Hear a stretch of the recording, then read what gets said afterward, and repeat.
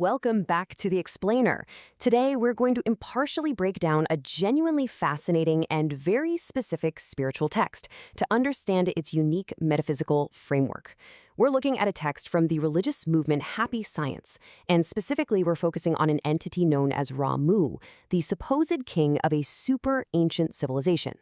Now, whether you're totally familiar with metaphysical texts or completely new to this kind of literature, our goal today is to neutrally map out the internal logic, the terminology, and the profound philosophical challenges this source presents. We're going to rely entirely on the material itself, examining exactly how it structures its universe. Okay, let's dive right into this. Here is our agenda for today. First, we'll define the Rajan phenomenon. Second, we'll meet the creator, Ra-Mu. Third, we'll explore the ancient Mu civilization. Fourth, we'll look at the warnings against modern materialism. And finally, we'll discuss shattering the collective illusion. Section 1. Defining the Rajan phenomenon. So before we get into the heavy stuff, pose this fundamental question to yourself. What exactly is a spiritual message in the context of this specific book? I mean, how does the author claim to be receiving all this information?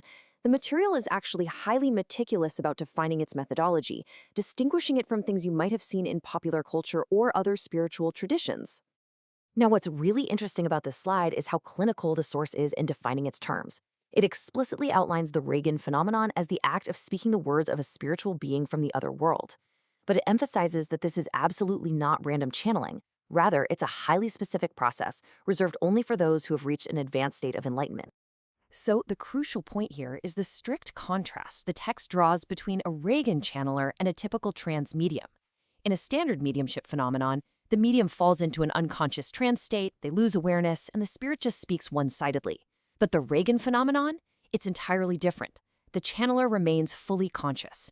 Even more fascinating is the mechanical explanation of how foreign spirits communicate.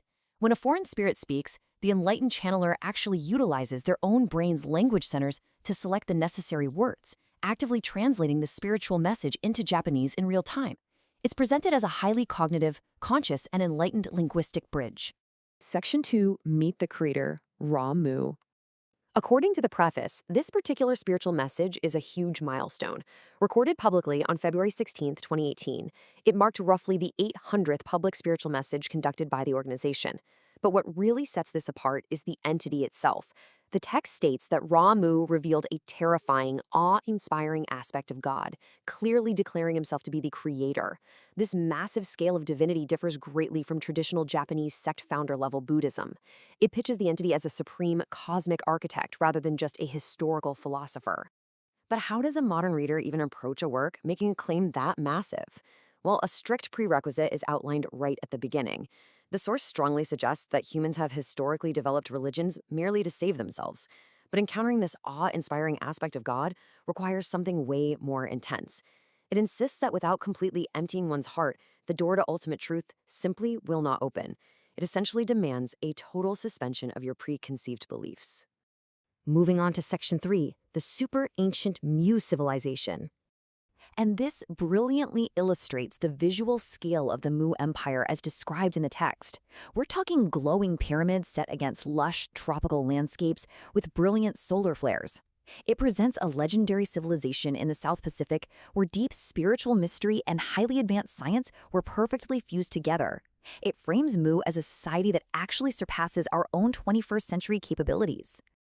To really wrap our heads around the scale of this claim, we have to look at the timeline. It is boldly asserted that this super ancient civilization existed a staggering 17,000 years ago. Think about that. This pushes the boundaries of conventional history far, far into the deep past, setting the stage for a society that rose to incredible heights before ultimately falling. And the achievements attributed to Mu by the source material are incredibly specific. It wasn't just some primitive society. Highly advanced solar energy technology is listed, tech that supposedly modern humanity still hasn't fully mastered.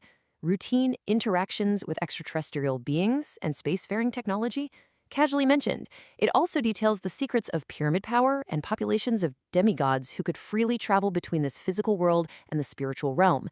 It is portrayed as a highly complex, technologically supreme utopia. Section 4. Warnings against modern materialism. Let's see how this builds into a direct critique of our current society.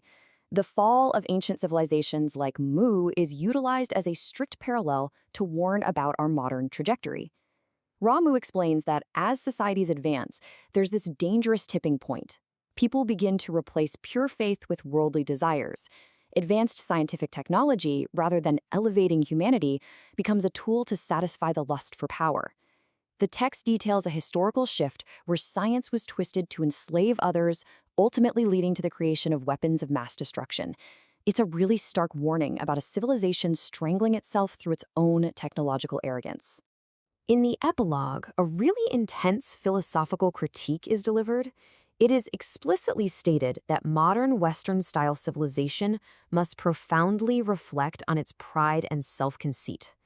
The core argument here is that modern humanity is acting with an unearned arrogance, completely ignorant of the fact that civilizations far surpassing our own, like Mu, have existed and been completely wiped out before.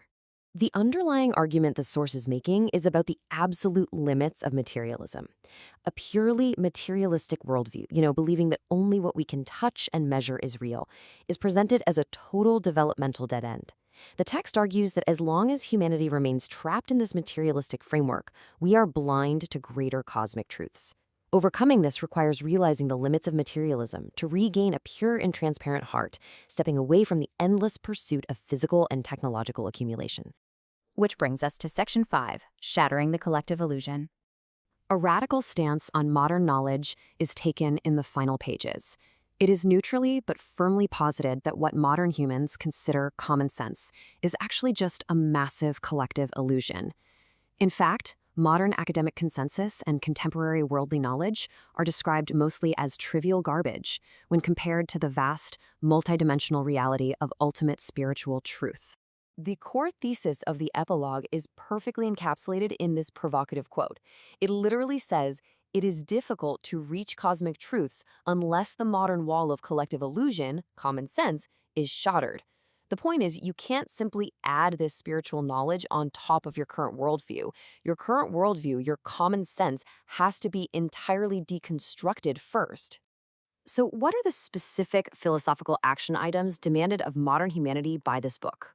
First, to actively shatter the illusion of common sense that confines us to a three-dimensional reality. Second, to deeply realize the limits of materialism. Third, to reflect honestly on the pride and self-conceit of modern Western-style civilization. And finally, through that reflection, to regain a pure and transparent heart capable of perceiving these cosmic truths. Which leaves us with a fascinating, highly challenging question derived straight from the heart of the source material. Regardless of your personal beliefs, you're forced to ask, is what you call common sense actually just a collective illusion? Is your certainty in the modern material world the very thing blocking you from seeing a much larger, older, and more profound ultimate truth? It's a really provocative thought experiment on the nature of reality, history, and human pride. Thank you for joining me on this explainer, and keep questioning the world around you.